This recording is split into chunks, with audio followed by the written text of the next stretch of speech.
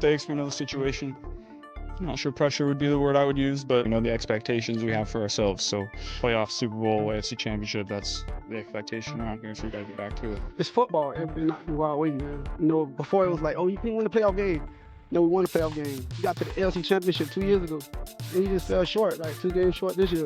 Oh, the ball was dropped. He had the 2-point conversion in his hands. When we come back, I feel like we're going to have vengeance on our minds. This year, the Browns have the league's most intriguing quarterback room. In life and everything, it's just me versus me.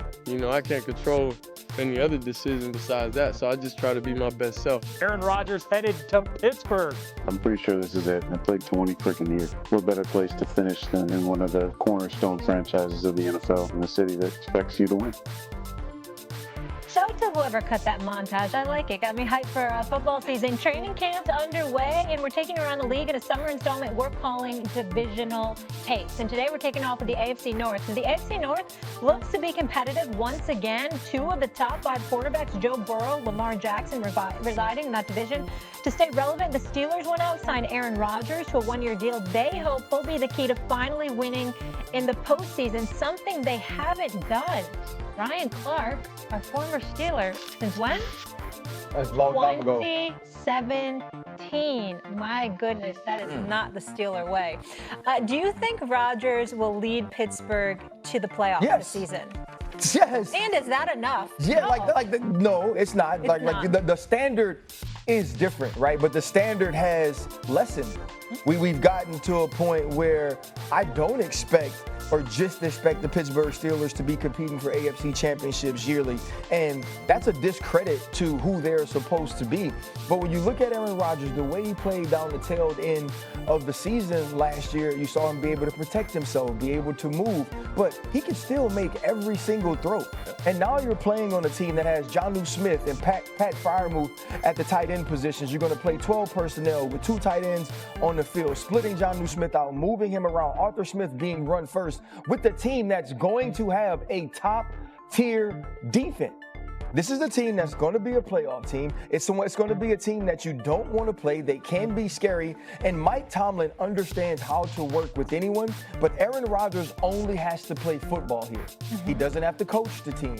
He doesn't have to get the team motivated to play. He doesn't even have to lead and be friendly. You just have to do the job of playing quarterback, which to me is still the thing he can do. That's a huge weight. You don't have to be friendly. That's good. Yeah. I see. My boy. You don't have to be friendly. It's hilarious. It's difficult for some people. To be friendly. Good. Yeah, it's hard. I know. Well, this take won't be friendly because this take's going to be based on facts, which is this. Oh, wow. Oh, that's insinuating yours wasn't friendly. Yeah, exactly. Since 2022, Aaron Rodgers' QBR is 29th. The only quarterbacks that are worse than Aaron Rodgers, guys, in the last 3 years are Ryan Tannehill, Bryce Young, Mac Jones, and Will Levis, who's now out for this season as well. 29th QBR? Yes, and Molly, look, You watched the Giants play? I mean, the Jets play? Yeah. Have you seen the Jets play? Yes, I've seen the Jets play. Yeah. Okay, then. Yeah. Well, you were just saying they're definitely going to the playoffs, so I was very confused. Carry on. So, look, I have sat there, and it's intoxicating saying we could get Aaron Rodgers, 4-time MVP, Super Bowl champ, all-time great. And yes, could he catch lightning in the bottle? Absolutely, with a Hall of Fame coach. But it's overwhelmingly against that happening. He hasn't played well in 3 years, and in the history of our sport, 2 quarterbacks at 42 have played a playoff game. One is Tom Brady. He doesn't count. And Drew Brees had 1 game when he was 42. So could it happen, guys? Absolutely. But the overwhelming data and history of our sport says it's over. And the other thing I would say, too, guys, I give him a ton of respect to play. The guy's made $300 million. He could walk off in the sunset as an all-time great. If you're in, and you guys know this as foreign players, you should be all in. You should be driving DK Metcalf home. You should be having dinner with your teammates. Yeah. You should be home. Yeah. RC, we haven't even gotten a chance to lock ourselves in a room yet.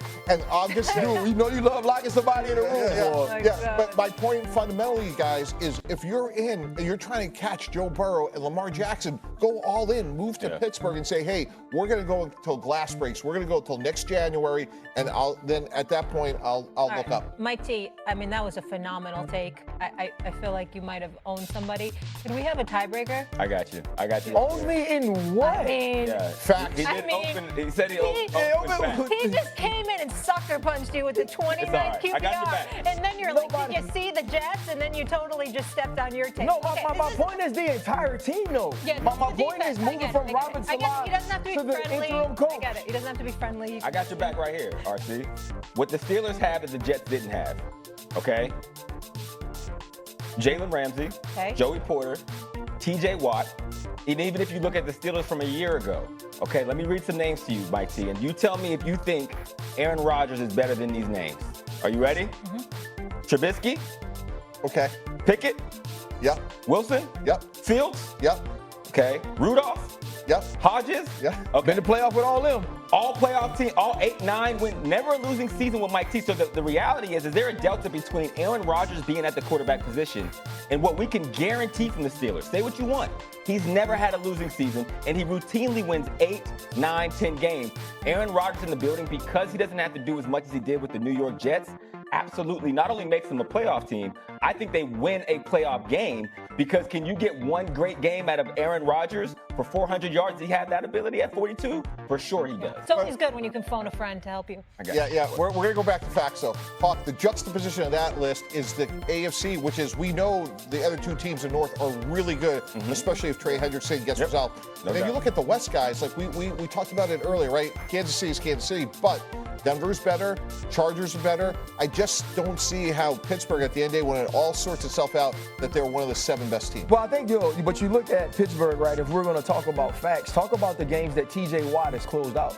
Talk about the games that Alex Highsmith has closed out. Cam Hayward continuing to get better down the tail end of his career. Having somebody opposite Joey Porter like a Darius Slay who understands it. Adding a chess piece like Jalen Ramsey to the defense. Going out, getting DK Metcalf, getting Jonnu Smith, where you're giving Aaron Rodgers big bodies where he could put the football on guys who can make plays for him. And also understanding that Arthur Smith is built on physicality, so you go get Caleb Johnson from Iowa to have that power back. That's a 1-2 to Jalen Warren, who to me was the more explosive of the backs when you look at him and Najee Harris last year.